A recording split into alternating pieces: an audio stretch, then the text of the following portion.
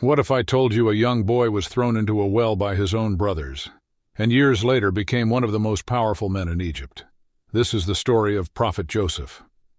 Story Hub 695 presents the story of Prophet Joseph. Once upon a time in ancient Canaan there lived a young boy named Joseph. He was known for his kindness, beauty, and a very special gift, the ability to interpret dreams. One night, Joseph had a strange dream. He saw 11 stars, the sun, and the moon bowing down to him.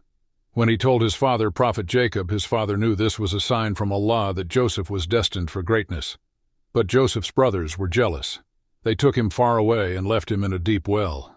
A passing caravan found him and sold him as a slave in Egypt. Even through hardship, Joseph stayed patient and faithful to Allah.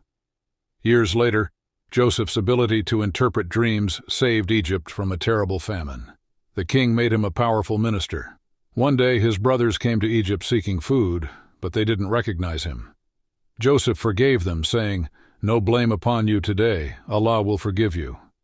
From a boy betrayed to a man of power and mercy, Joseph's story teaches us patience, faith, and forgiveness. Follow for more inspiring stories.